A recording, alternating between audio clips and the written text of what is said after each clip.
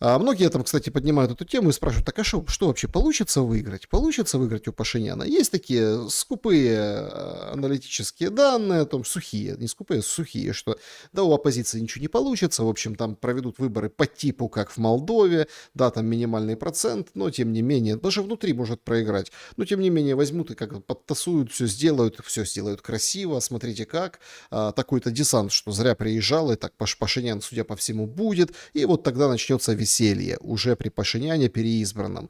Но как бы обиды и претензии у армянского народа есть к Пашиняну, и он на предвыборке последних дней ведет себя максимально нервно, наверное, чувствует и понимает, что армяне не простят вот такой исход. Нет, не знаю, что не сделают, то есть там революция, не революция, но давайте так, не простят это точно. У армян хорошая память, они все прекрасно понимают, и вот таких выходок, да, ну, вряд ли они простят, когда женщина, старик на митинге, как бы, действующего премьер-министра, который хочет выбираться, продает нам европейские ценности, ну, нам, имеется в виду армянам, да, говорит, вы что? Это просто какой-то ад. У них вообще едет крыша, у этих европейцев. По-настоящему едет крыша. То ли заразились от украинцев, то ли еще каким-то образом. В общем, непонятно. Непонятно, потому что все настолько вязко и зыбко. А тут еще американцы войска из Европы выводят, представляете? Причем так собрали брифинг, ответили на вопросы. Да, планомерно, постепенно. Уходим. Наступят времена почище. Бьется родная в экстазе пылая, Владивосток 2000. Ли, в соответствии с заявлением президента Трампа, это будет 5000 военных, которые выводятся из Европы. 5000 военных выводятся из Европы, говорит главком Объединенными силами НАТО в Европе генерал Гринкевич. Как я уже говорил во вступительных ремаркс, значительная часть из них из бронетанковой бригадной боевой группы, которая сейчас возвращается. И Соединенные Штаты уже объявили, что ранее запланированное размещение дальнобойного огневого батальона будет сокращено, и оно там не начнется. Некоторые другие, дополнительные, небольшие элементы также будут перемещаться по мере продолжения планирования. Что это значит? Это еще несколько сотен военнослужащих. Так что мы сможем поговорить об этом чуть позже. Но общее число — 5000. Что касается вашего вопроса, как это повлияет на нас? Вы знаете, поскольку бригада, которая сейчас возвращается без замены, появилась в 2022 году, многое в Альянсе изменилось. Прежде всего, балтийские союзники, поляки и многие другие действительно нарастили свои сухопутные боевые возможности. Ничего, поляки с балтийскими отобьются тиграми. Чего? Правда, там дрон сбивал исключительно... румынские, да, румынские пилоты из, скажем так, авиагруппы, но тем не менее. Ну, какая разница? Они без нас справятся. 5000 чего? Там они нарастили группировки, мы там найдем себе замену. Вообще, конечно, американцы удивляют. Сегодня появились какие-то расшифровки, да, и какие-то тезисы из отчета Пентагона для Конгресса США. Значит, договоренность по украинскому регулированию еще не достигнута, потому что Зеленский не идет на уступки по территориям. Ключевые выводы доклада.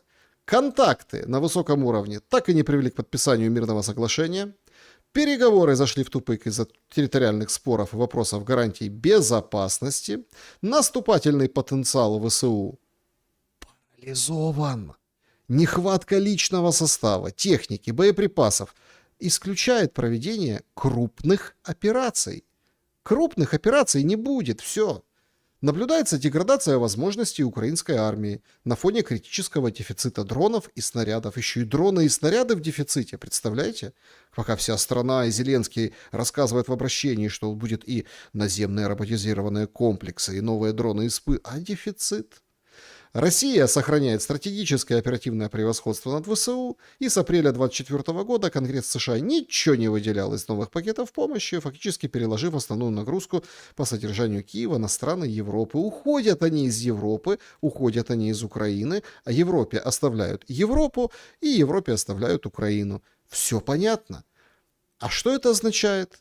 Да только одно, что будут расти случай повальной и тотальной мобилизации. Повальной и тотальной. И негодование тоже будет расти. Львов сегодня всех ошарашил.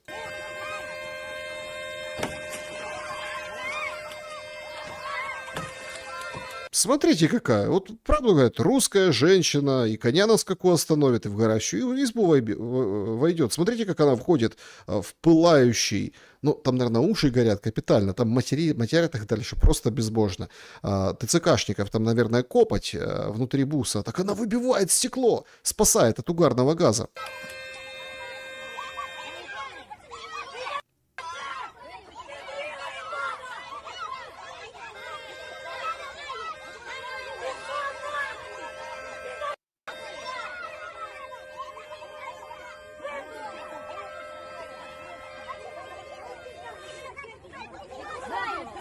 Никто не ожидал такого, скажем так, поведения, но человека удалось вытащить.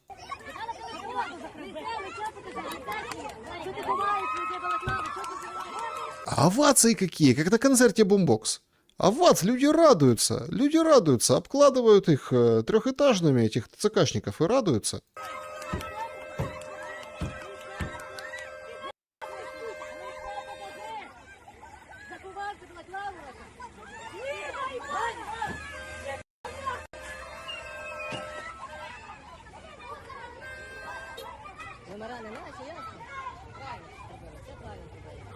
И говорит, все правильно сделали, все правильно сделали.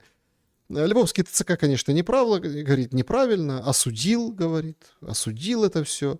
Значит, любые противоправные действия, конечно, законная же деятельность военнослужащих, законная во время проведения мероприятий, во время работы группы оповещения в районе улицы Богдана Хмельницкого во Львове, группа граждан агрессивные действия применила касательно военнослужащего, да, и военнослужащих и служебного автомобиля, значит, повредили транспортное средство, угрозу жизни создали и здоровью личного состава, а также сорвали вот исполнение, скажем так, мероприятий, мобилизации.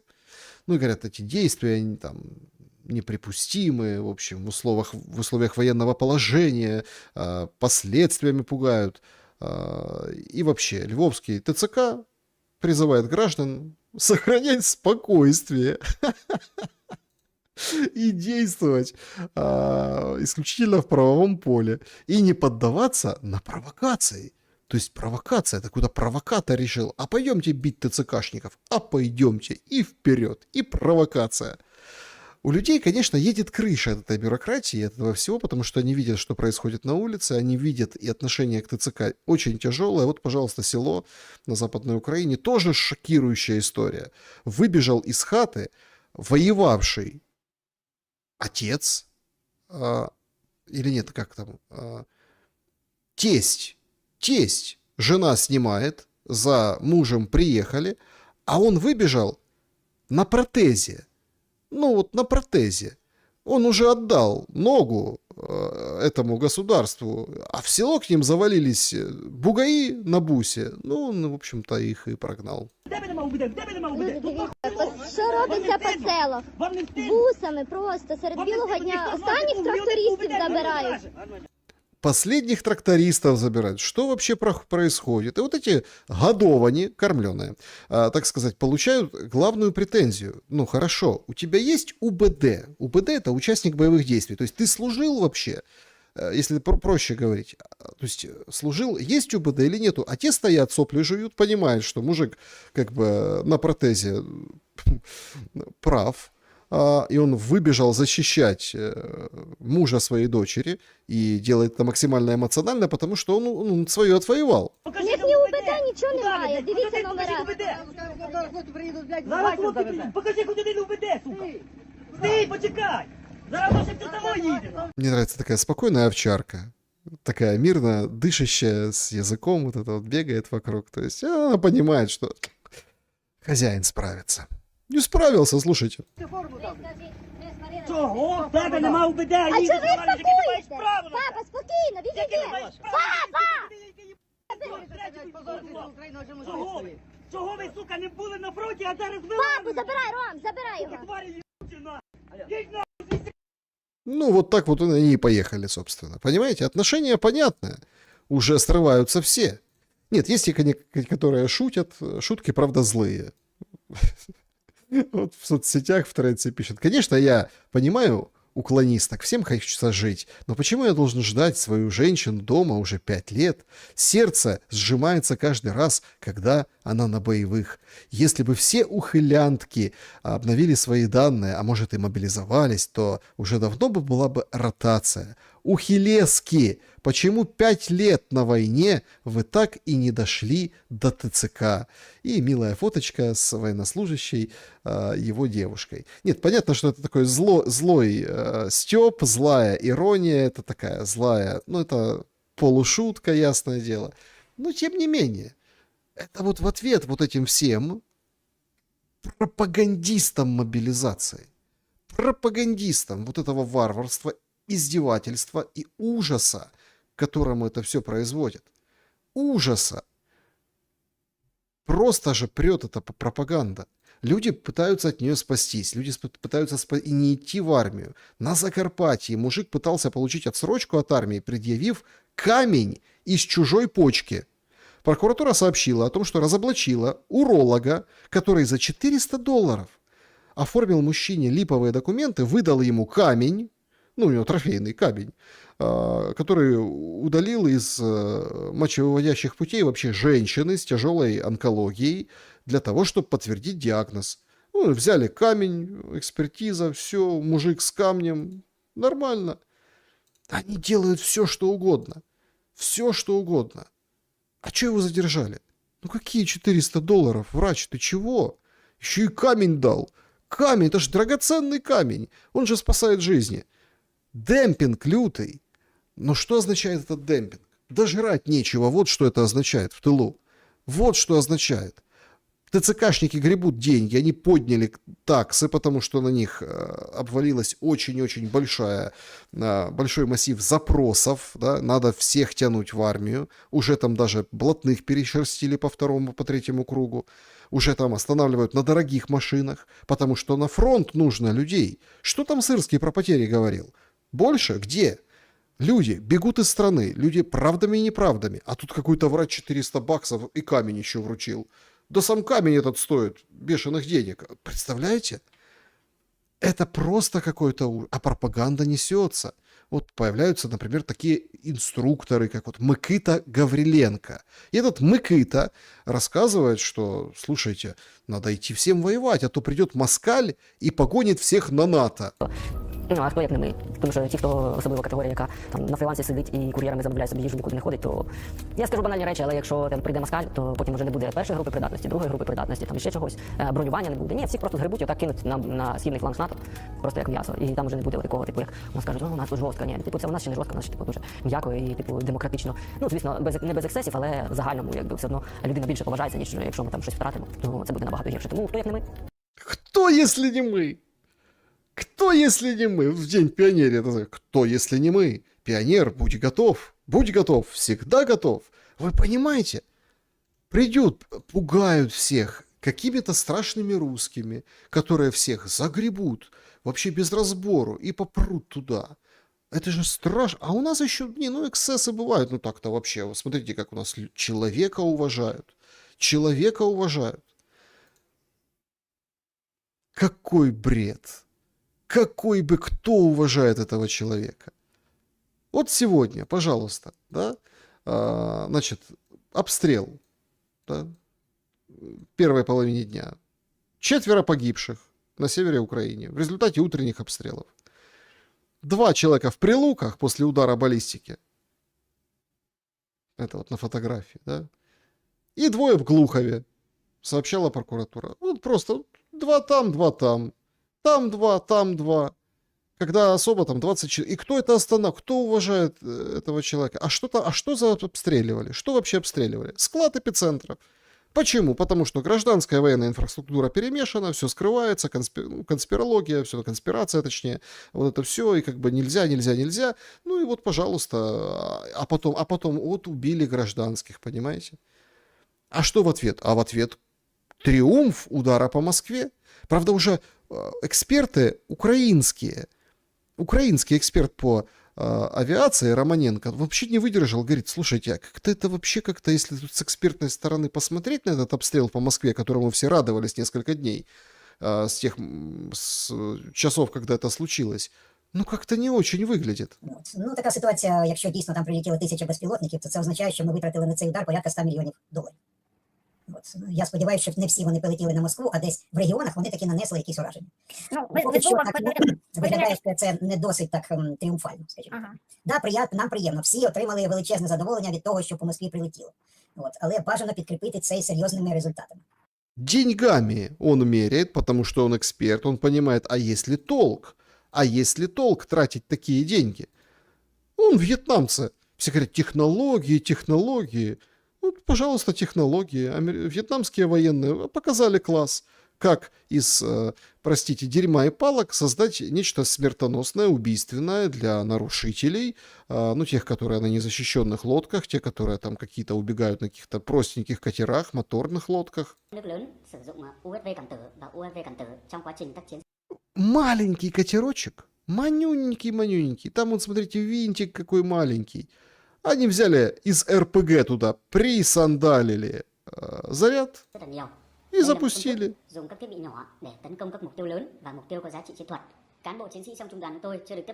Bộ đội sẽ điều khiển tàu cơ động trên mặt nước hướng tới mục tiêu. Khi chạm vào mục tiêu, quả đạn B-41 nổ theo nguyên lý chạm nổ, tiêu diệt mục tiêu. Đó là nguyên lý hoạt động của sáng kiến USV cảm tử, mô hình một con tàu điều khiển từ xa có gắn quả đạn B-41. Да, вот так это все и выглядит. Все уже идут по этому пути. Весь мир, в чем уникальность разработок? В деньгах, в отмытых деньгах, на оборонке, на фортификации, на защите, в Ермаке, о котором мы немножко выше сегодня шумели. Ну, мы-то пошумели, но шуметь на самом-то деле страна продолжает. Да, по большей части на кухнях, да, по большей части понимают, что это какой-то цирк, да, как собирали эти залоги. И все-таки главное-то, оно все равно осталось.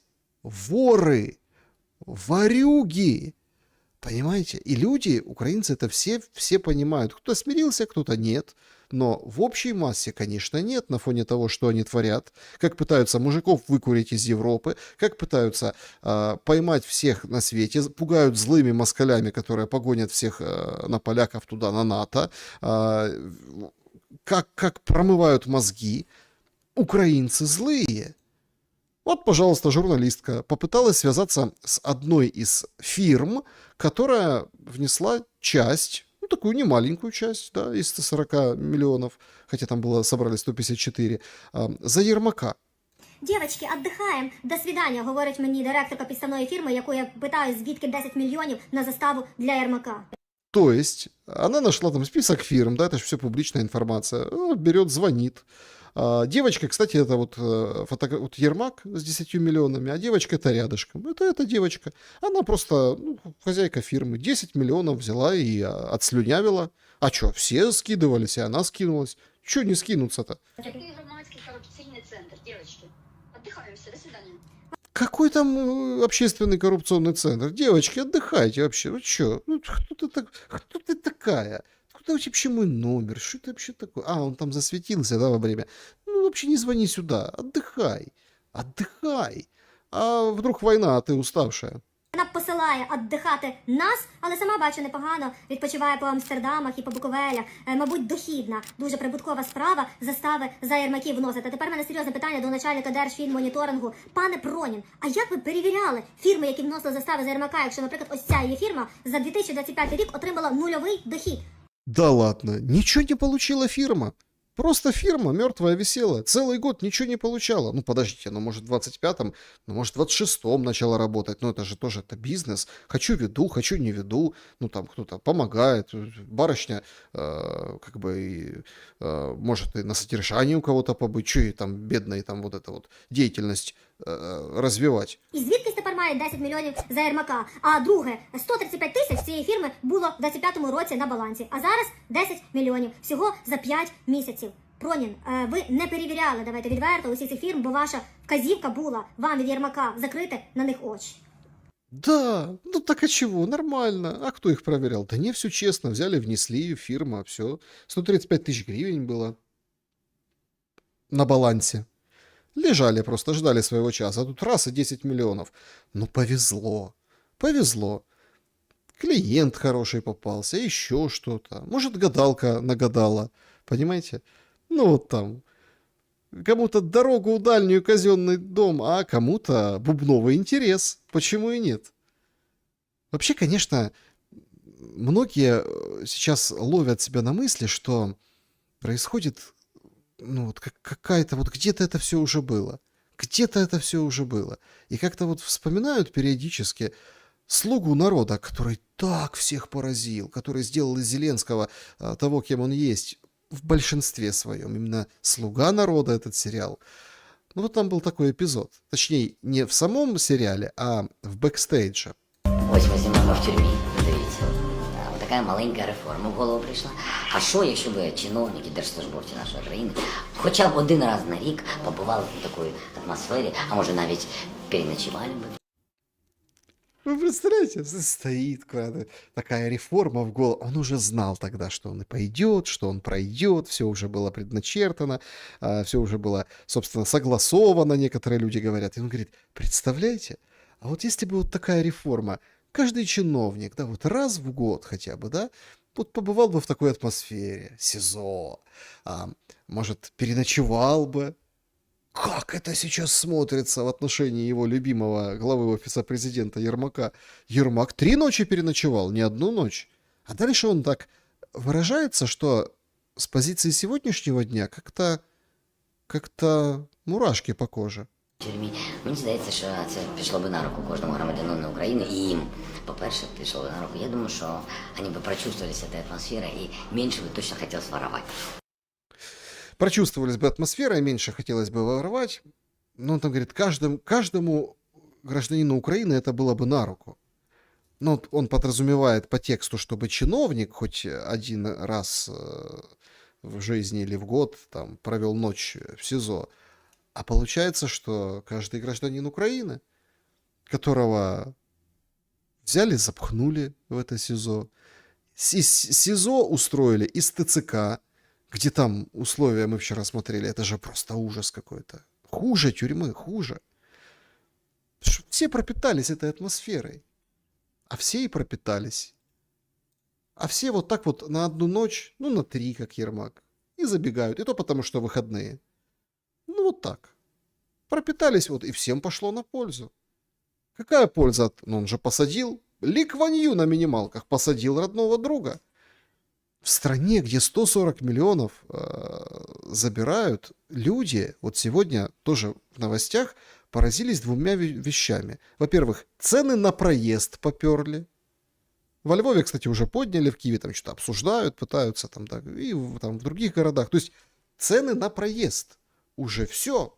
То есть ты уже нормально не поездишь. Существенно выросли. Ну, а другие там особо продвинутые говорят, а что такое, в Макдональдсе нормально поесть нельзя? Взяли все, тоже подняли в цене. Ну, какие Макдональдсы? Какой проезд? Тут, в принципе, все обалдевают от цен. Вот классика этого периода года. Некогда очень сезонная черешенка.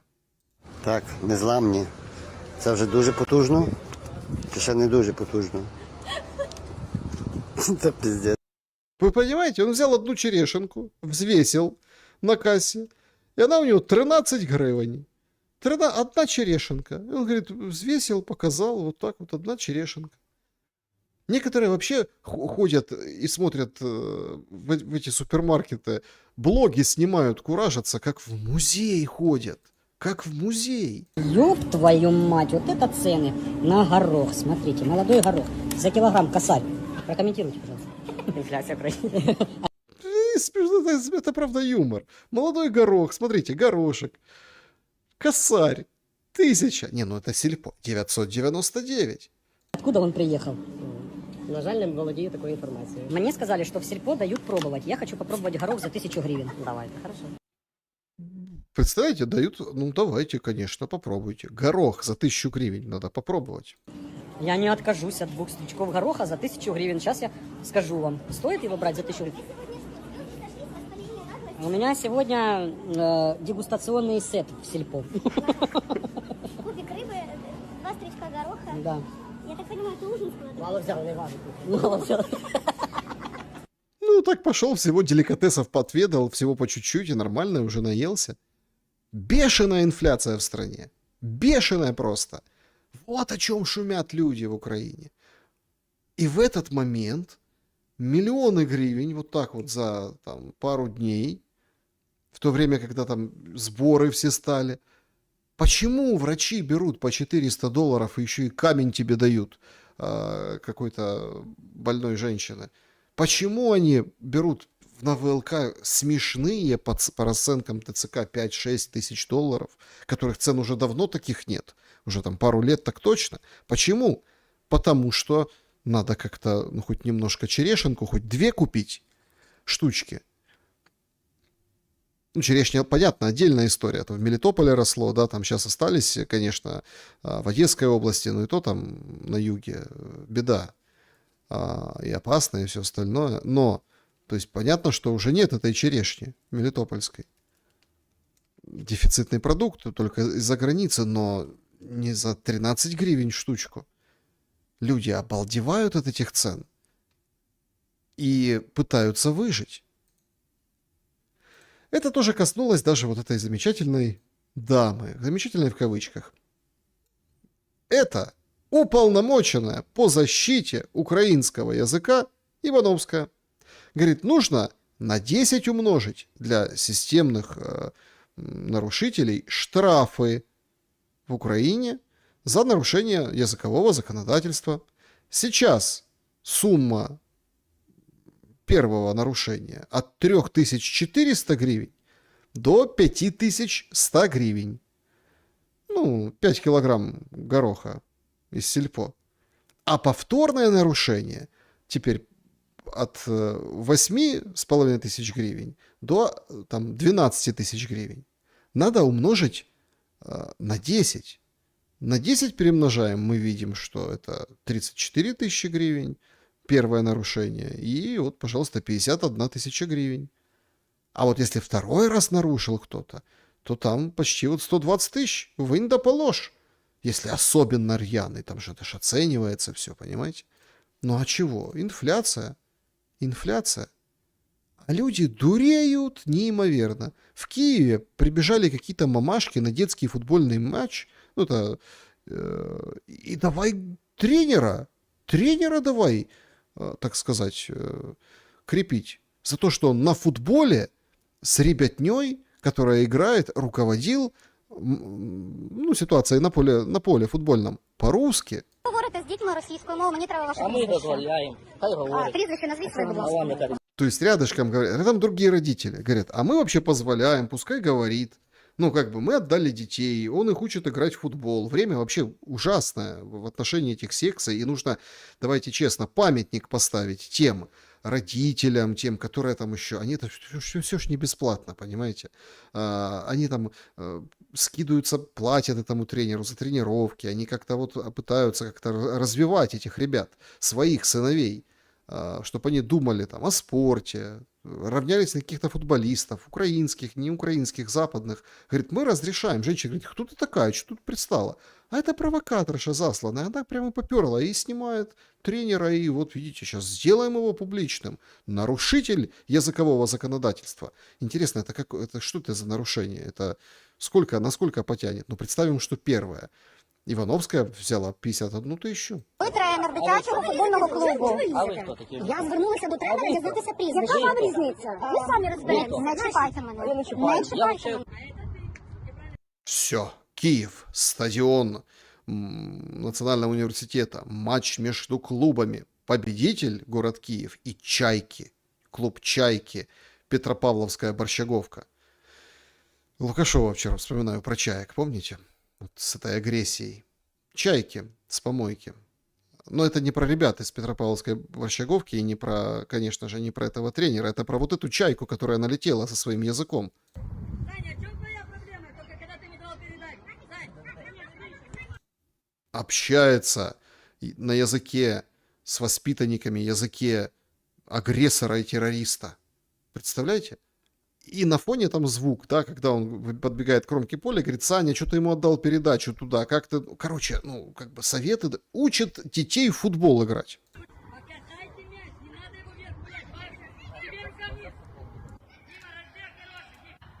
Язык украинского футбола украинский.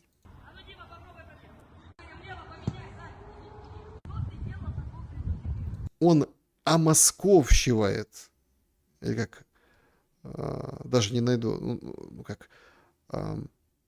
орусел, орусевает, да? Омосковщивает украинских детей. Представляете? Это преступление.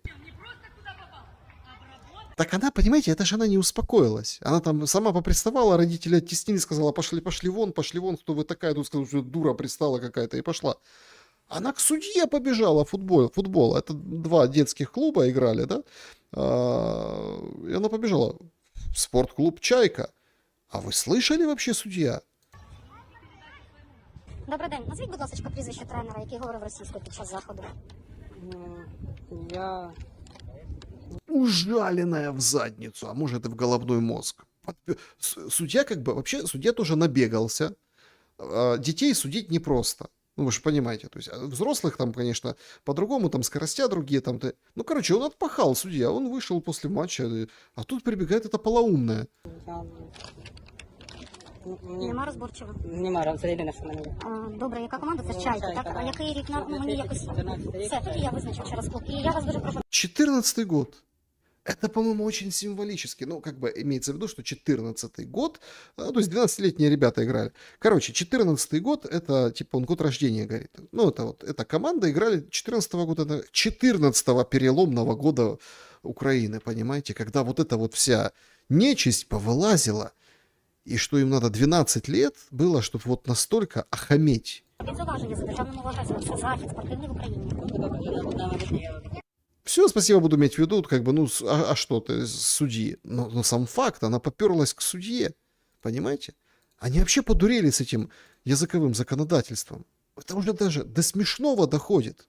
Люди смеются в соцсетях, в тиктоках. В Україні планують посилити відповідальність за порушення мовного законодавства. Штрафи можуть зрости до 119 тисяч гривень. Дозвольте уточнити, це нові правила і штрафи для індусів? Бо такими методами можна не любов до української мови виховати, а навпаки викликати у людей роздратування і відторгнення. Да, можно. Так оно и вызывает. Но они особо вонючие, поэтому их так вот, как судья отошел от этой вонючей. Но это же просто маразм. Футбол. Знаете, что вообще, как бы, кроме вот этого нарушения, материться еще нельзя в публичных местах, особо рьяно. Ну, там понятно, что им по 12 лет, они там все матерятся, тем более футболисты. Да? Ну, тоже можно. Полицию давайте вызывать. Чего нет? А индусов, правда, это будет касаться? Индусов. Люди просто в шоке от этих индусов.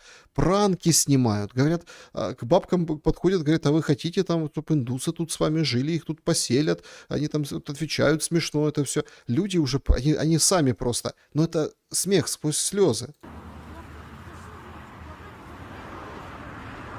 Конечно, пускай нас всех Бог благословит. Ты знаете, что надо еще таких идиотов найти, которые своих мужиков истребили, а вот чужих завозят.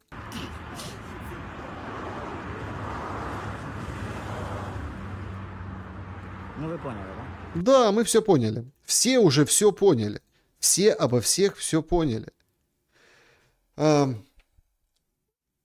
Близится, ну, как бы сдача, они сейчас как-то там по-другому называются, было ЗНО, внешнее оценивание, это типа, ну вот в России ЕГЭ, в Украине ЗНО, они сейчас НМТ как-то, короче, какие-то тесты, в общем, как-то по-другому немножко переименовали, это ж нова украинская школа, ну, в общем, и люди готовятся сдавать эти тесты, и очень часто по скайпу приглашают репетиторов, есть прям такие прям отдельные аккаунты, которые там, ну, девочки, проживешь на эту зарплату учительскую, конечно, они берут как бы детей и по там скайпу, зуму, имеется в виду по видеосвязи, включаются, их там готовят. Их готовят. И это, я не знаю, меня это просто порвало. вот эта ситуация, это вот конкретно на страничке девочки, учительницы, которая там преподает, да, она онлайн, у нее, в принципе, она эту страницу учитель завела для того, чтобы клиенты были, ну, имеется в виду подготовка к вот этим тестам, да. И это просто разрыв. Ребята, я минут 15 смеялся после этого. Індустріалізація від слова індус. У нас зараз в Україні індустріалізація. Да! Индустриализация! Индустриализация! Написали, ну, понятно, там старшенькие дети, но тем не менее, написали этой учительнице, она не может тоже сдержать смех. Индустриализация! Ой, народ. Що ж ви так по-больному, по-болючому, так? Індустріалізація. Індустріалізація – це побудова важкої промисловості. От, власне, на заході України після Другої світової війни у нас проводилася індустріалізація. Кем? Кем проводилась индустриализация, но не индустриализация после Второй мировой войны? Кем? Кто строил эти все тяжелую промышленность, легкую, всю промышленность, а параллельно санатории, вот это все. Кто там это все строил? У вас на Западной Украине. Индустриализация после Второй мировой, после Великой Отечественной. А сейчас индустриализация. Некому строить сейчас, некому вообще ничего строить. Понимаете? Вот ТСН решила вражата и дальше, пригласили блогера и доцента Киевского национального университета Шевченка Михаила Висоцького. Кажемо, наприклад, про інженерні спеціальності, то зрозуміло, що на інженерні спеціальності дуже сильно вплинуло те, що багато хлопців зараз вже після 11-го року їде за кордон. Я думаю, ні для кого не буде секретом, що багато 11 класів стоять напівпорожні, якщо ми кажемо про хлопців, бо цілими класами їдуть кудись вчитися в Варшаву, в Прагу. Не тому, що там краще навчання, а тому, що, звичайно, що батьки хочуть, щоб їх діти вчилися в спокійних умовах, батьки хочуть, щоб їх діти вчилися онлайн, офлайн, щоб їх діти не сиділи під час тривог в бомбосховищах. Якщо... Представляете, какие... Ну, это они виноваты, эти родители. Негодяи родители. Они хотят, чтобы не сидели дети, представляете? Хотят, чтобы учились, а не в бомбосховищах. Где-то я эту фразу слышал. НАПО начинается, Нарошенко заканчивается. Ваши дети будут сидеть в подвалах, в бомбоубежищах. Кажемо про хлопців, то, мабуть, знов-таки це певним чином впливає, бо багато матерів бажають, щоб їх хлопці поїхали зараз, бо мають певне опасіння, що потім вони не зможуть виїхати. І тому для спеціальностей, де, наприклад, було багато хлопців, зараз ситуація з набором дуже складна. Зараз недобір на майже всіх інженерних, на майже всіх технічних спеціальностях. І хоча ми кажемо, що нібито інженерія всім потрібна, хоча ми розуміємо, що без інженерії не буде нової зброї, не буде війська, не буде технологій, але ми це кажемо, але не маємо людей, які б хотіли цим займатися. Индусы будут оружие строить. Это, кстати, к вопросу вчера в эфире с Арестовичем, он маленький брежущий лучик надежды, что инженеры как бы победят Бандеру. Так вот на следующий день, вот смотрите, этого Коновальца хотят везти, Мельника везут кости в Украину, а инженеров нет, не хватает. То есть вроде как и надо, война же, дроны, все дела, там авиация, там малый воздух. Нет. А где мужиков брать? А кто? Они же будут становиться, эти дети, мужчинами, да? Инженерами. А никто не хочет, они там будут учиться. Они будут учиться там. Ну, довоевались. Мне вообще кажется, что эта история, как вот спасти Украину, она напоминает вот этот случай, о котором сегодня сообщили, случай, который произошел в Крыму. Значит, это рентгеновский снимок. Вообще ситуация ужасная. Строитель в Крыму выстрелил случайно, понятно, не специально, случайно, выстрелил в себе в лицо из гвоздезабивателя, ну, пистолета. И вы представляете, этот гвоздь остановился в 2 миллиметрах от мозга. Уникальнейшая операция, об этом сегодня рассказали, то есть это ну, вот так достать, это неимоверно что-то. Вот это вот Украина сейчас, понимаете? Вот это вот Украина. Осталось 2 миллиметра до мозга. Мы выстрелили себе гвоздем в голову.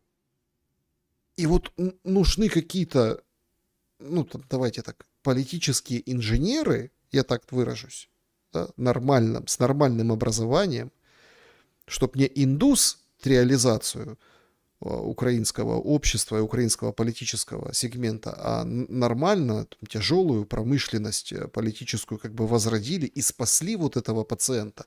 В 2 миллиметрах вытащили, чтобы он жил хотя бы. Понятно, это там дырка в черепе будет долго еще, скажем так, напоминать о себе. Понятно, что это не быстрый процесс, но надо кого-то найти. Но у нас другие герои. Усик. Классный герой, чего? У него бой там вот скоро будет. 24-го, кажется, да, 24 ночь с субботы на воскресенье в Египет поехал. Смотрите, какой Усик, какой он молодец. Битву взглядов с голландским боксером Рико провел.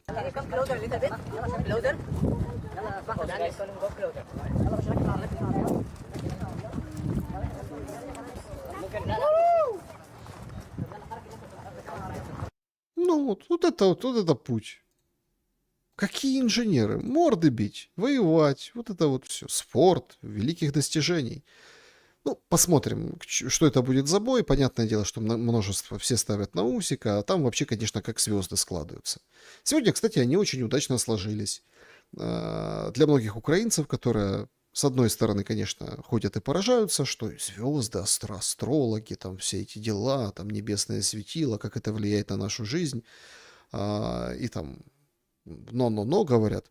Но у Вероники фэншуй после всех дел подписчиков в телеграм-канале прибавилось, я проверял. Поэтому завершим сегодняшний шум вот такой информацией. 21 число. В 21 по Киеву и Москве. Да. Парад планет. Значит, ночью Луна, Юпитер, Венера выстроят 21 число имеется в виду по началу дня. То есть это вот ночью можно будет наблюдать. Значит, очень редкое астрономическое явление. Можно будет в ближайшие 3 вечера сразу после заката видеть, как все тела небесные, Луна, Юпитер и Венера выстраиваются в такой своеобразный парад. Будет хорошо видно даже без телескопа, но если, конечно, там не будет дождя. Поэтому, товарищи, вот все говорят, не смотрите наверх, не смотрите наверх. Давайте посмотрим наверх. Может, нам этот парад планеты, эти звезды что-то хорошее уготовят. Хорошее, а не как всегда. Так, что у нас, собственно, стряслось, пока мы здесь шумели? Значит, кроме всего прочего.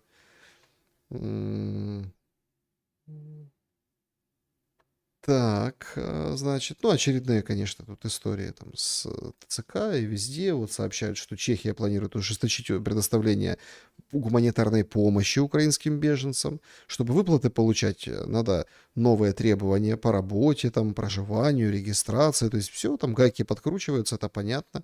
Чехия — это дело такое. Значит...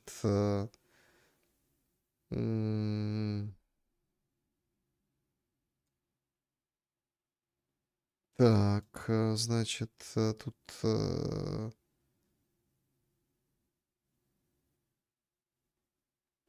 Ну, понятно, тут всякие эти моменты. В общем, посмотрим. В общем, Трамп на Иран не напал. Все вроде как нормально.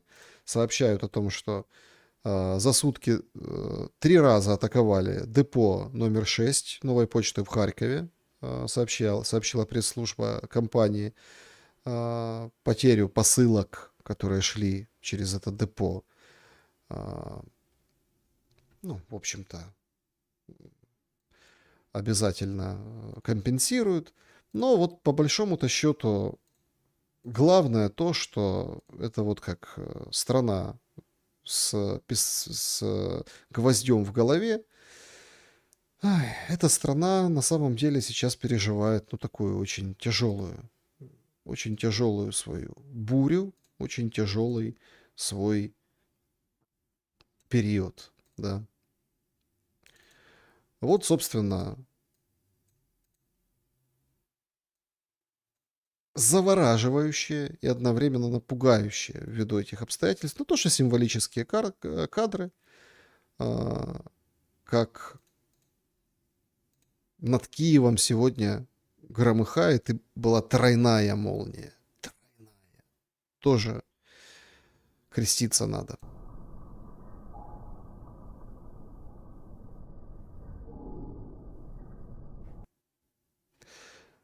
В общем, конечно, можно сказать, что новое климатическое оружие россияне испытывают, но на самом деле пора что-то делать. Вот такой итог сегодняшнего шума. Так, друзья, значит, были ли вы пионером? Да? Вот такой вопрос сегодня был. 2% говорили, что нет, потому что я из другой страны, в общем, не попал. 8% были только октябренком. Спасибо большое, что смотрите шум и проголосовали. 17% сказали, что нет. А 73% что да. Странный результат опроса. Как у Зеленского, понимаете?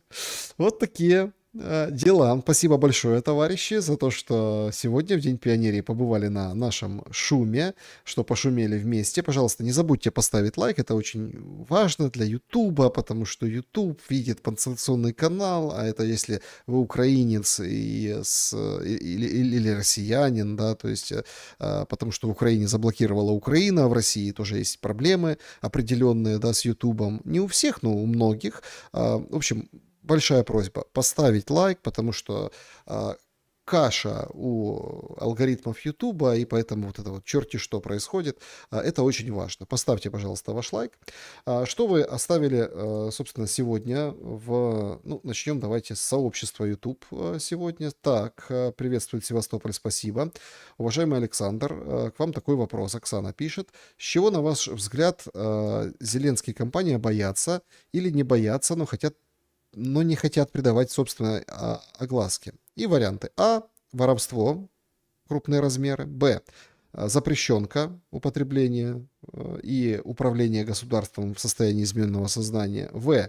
Мужеложество, вынесение на публику антихристианских норм и дискредитация института семьи и ребенка. Очень интересно ваше мнение. Смотрите, из этих вариантов, Оксана, что вы привели, я все-таки запрещенку. Я запрещенку выбираю, потому что воровство все и так понимают, что воруют, и все сейчас вообще все поняли, да, но безнаказанность порождает не опасный этот момент. Мужеложество и вынесение на публику плевать всем на антихристианские нормы Зеленскому, в принципе. А вот запрещенка — это единственное, что может сыграть. Поэтому все так ополчились на Мендель, поэтому все так вот от Мендель, да кто она такая, да что она такое. Так она говорит то, что все знают. А вот когда у нас анализы появятся, когда-нибудь, условно, кто-нибудь, это тоже ведь на самом деле работа спецслужб, протоколов и так далее, например, какахи или другие жидкости Зеленского соберет для того, чтобы нормальный, не Пальчевского, а нормальный анализ провести. Да, секретно, не публично, которому никто не поверит, это будет неофициально, но покажут нам, смотрите, какаха Зеленского или там баночка и вот анализ, вот это он, все, пожалуйста. Не, конечно, скажут, что это какой-нибудь врач за $400 продал кого-то другого, сказали, что Зеленского. В общем, вы понимаете, эту ситуацию будут докручивать и дожимать. Еще, возможно, конечно, не в контексте мужеложества и антихристианские и дискредитации института семьи и брака. Это личные отношения, может, Зеленского и Зеленской. Они вот все-таки впечатлительных теток украинок, которые там домохозяек, образно я беру домохозяек, закавычено, которые от него фанатеют. Вот тут такой электоральный удар. Вообще, конечно, вариант Б. Петр, вопрос. Александр, Путин прилетел в Пекин с заготовленными порядка 40 соглашениями. Трамп же летел в Пекин как ванкорец, ни с чем. Непонятно поэтому, зачем с ним тащилась вся свита. Как это? Засвидетельствовать, прежде всего, почтение Трампу. Вот для этого. То есть, чтоб... Трамп. А вы что, я с Трампом в Пекин ездил? Вот за этим. А ему и не надо, ему не интересны вот эти все соглашения. Он все, что не подписывает, какая-то вот такая очень общая какая-то хрень. Зеленский это вкурил, просек, и давно он это, кстати, с Минских соглашений еще просек, и вот это вот все там, ну, это типа такой, да, общая рамочная, Ермак, вот это, помните, с Козаком еще был, который в Кремле, они коммуникацию держали, и Козак потом вспоминал, говорил, что мы хотели там подписать, а они хотели рамочное подписать, ни к чему не обязывающее. Вот это вот такой стиль, да, а не конкретные договоры со сроками, сторонами, условиями и так далее. Это вот такой стиль политики просто. Вот он проявился. Причем, смотрите, подарки никто вбрасывать не будет, рожи корчить на приеме Сечин, ну, Сечина параллели с Маском не очень, ну ладно, не будет, например, да, там по-другому все пройдет в этом отношении, хотя вот будем наблюдать завтра целый день, да, будем следить за этой ситуацией.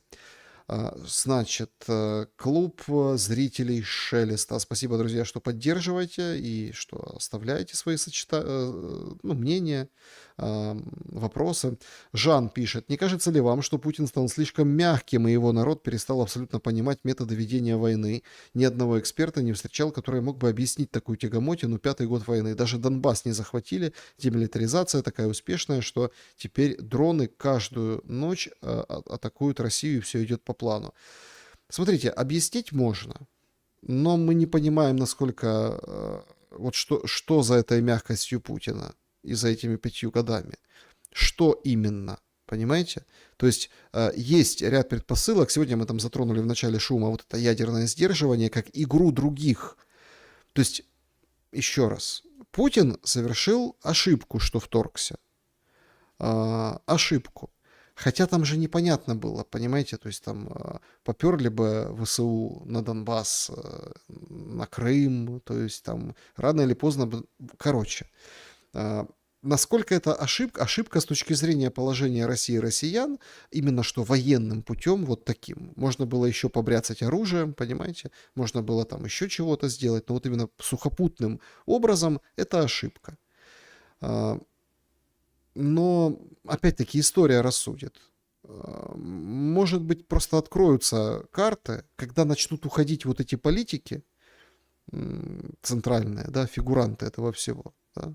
Возможно, мы что-то узнаем. Хотя вот тоже вот Мерц пришел, мы ж ничего там Пришельца не узнали, да, там, хотя там Аланд книгу написал про Минск. В общем, возможно, мы что-то узнаем немножко позже, с точки зрения именно противостояния с Западом. Потому что Путин четко понимает, что с кем он воюет. Не воюет он с ВСУ, он воюет с вот этой вот машиной.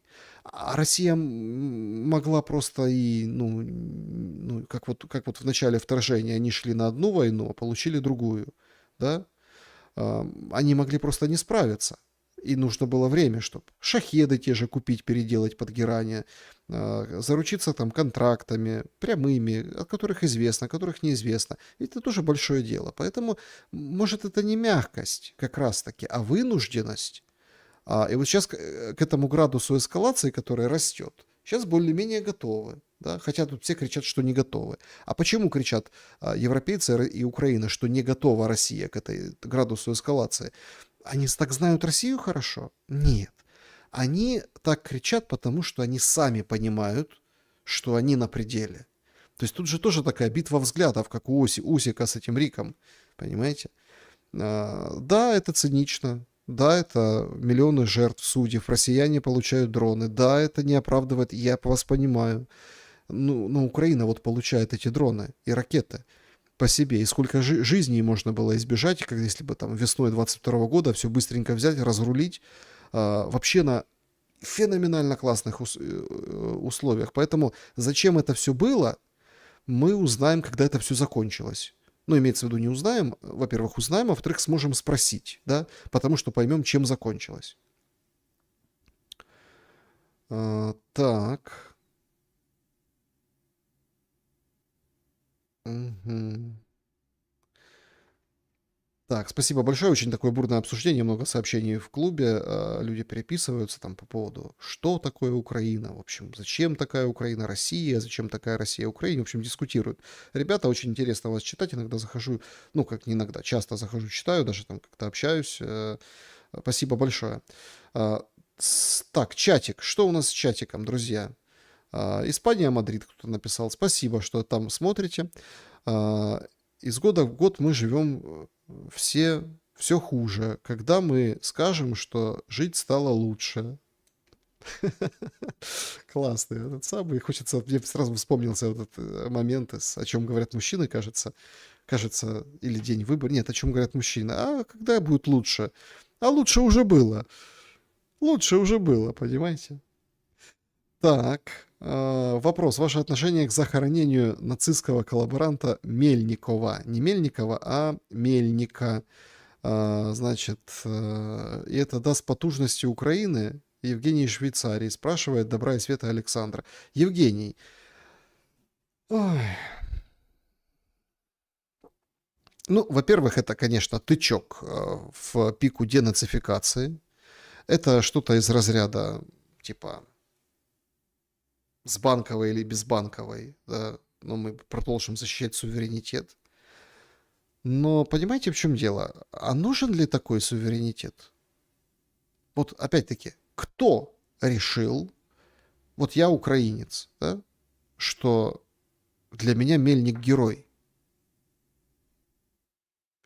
Смотрите, Бандера, вот это все, там песни вот эти, это все, посмотрите, это все превратилось уже в какую-то такую, некоторое там себя в 14-м, 22-м, абсолютно нормальные русские люди, да, но обиженные на вот эту войну, на вот эту несправедливость, там, на, ну, как бы, что русские враги называли себя бандеровцами, ну, как, ну, потому что мода такая, да.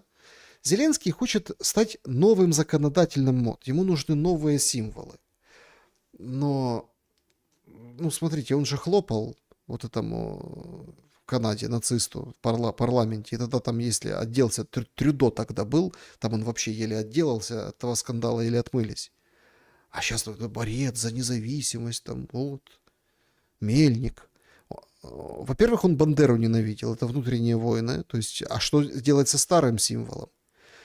Во-вторых, конечно, тычок в пику денацификации. Но в-третьих, это очень важно. Но Мельник не мой герой, как и Бандера. То есть, ну, не мой. И таких украинцев много, которые, как бы, ну, нужны новые знаки, символы, которые связаны будут с Зеленским. Ну, вот Бандеру вытащил Ющенко. Он ему присвоил героя. Янукович потом пришел президентом, отменил. Потом опять, короче, вернули. В общем, вот это вся чехарда, помните? Вот Зеленскому нужен тоже кто-то. И вот они сейчас будут лепить из Мельника неимоверного человека, хотя там, ну постойте. Там, если про Бандеру можно там что-то дискутировать, а где он там, что он там мог, а кто он был такой. А вот про Мельника нельзя дискутировать.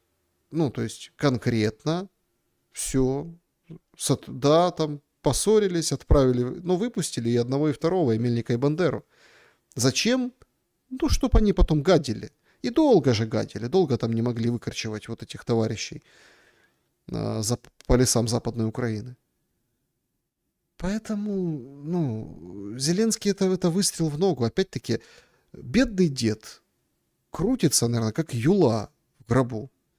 Хотя там тоже такой специфический дед был, да, из там ментовских, ну, как ни крути, ну, герой, награжден, в войне воевал, реально воевал, то потом, что уже было, это уже дело такое. Он предал всех. Он предал тех украинцев, да, которые, ну, с другой стороны, тут еще один есть нюанс. Он понял, что время пришло. Ну, а что, памятники все снесли. Молодежь, видите, как у них индус-реализация у молодежи. А вот когда индус реализацию начинают в школе учить, то тут Мельник герой, чего нет. Так, ощущение, будто это никогда не закончится, уже нет сил терпеть. Согласен с вами, у меня тоже периодически такое ощущение, но осталось недолго. Лучше впереди, вот пишет тоже пользователь судьей Ева Браун, ник. Надо верить. Спасибо, Ева Браун. Лучшее действительно впереди. Ох, пошли по этой теме нацистской. Так, Одесса и Приднестровье, когда станет Россией? Ну вот смотрите, не просто так опубликованы эти планы. И вот эти все там поползновения, там окучивание Санду, рассказы, а там мы Приднестровье, там вообще зайдем, там быстро все, если Молдова разрешит. Да, но смотрите, тут же тоже очень важно. Как захватывать? Ну, там, все говорят, нет человеческих ресурсов. Так нет человеческих ресурсов. Вот все показывали вчера битву за Степногорск, как спецподразделение Артан спецура выбило там каких-то... ну, смотрите, и к одним, и ко вторым надо с уважением. Поэтому я тут применяю слово там доходяг. Это не в том плане, что ну, немногочисленных, давайте там, занимающих позиции россиян, да, выбили из Степногорска и типа освободили город. Война так ведется. Так вот, когда перерезать всю логистику, сообщения, пути, погасить свет, погасить воду, вот это тут все провести комплексно, так это Причерноморье и упадет в ручки, понимаете, в корзиночку. Вот это вот как волк ловит яйца. Помните вот эту пионерскую игру? Вот это вот там. Волк ловит яйца. Классная такая была. И это на раз брык-прыг покатилась и упала. Ну, вот так это все будет делаться, понимаете? Так, все будет хорошо. Согласен с вами.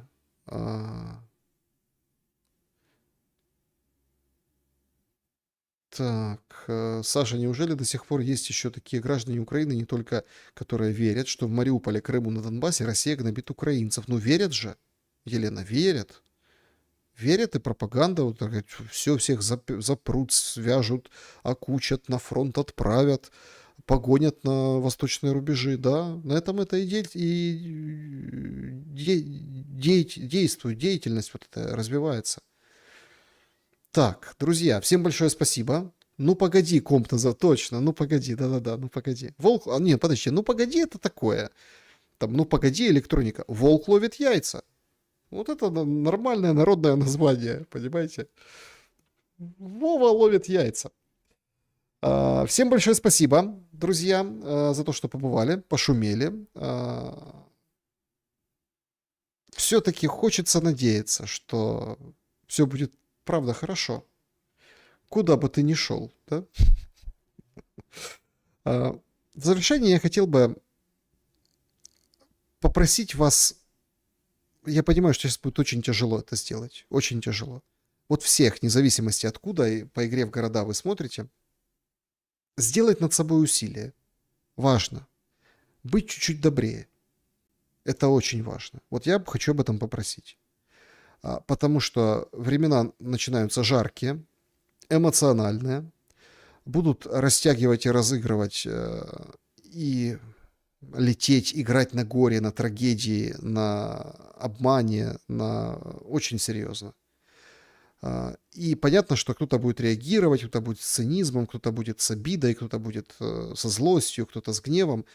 Но для всех этих состояний, которые пытаются добиться и будут пытаться добиться вот эти как бы тысячи голов, я все-таки, у меня есть только один совет. Вот усилие, только вот видите этот весь бред, чуть-чуть добрее. Вот прям немножко так, оп, напряглись, добрее. Не получится. Добрым не получится, но добрее получится. Поэтому добра и света всем.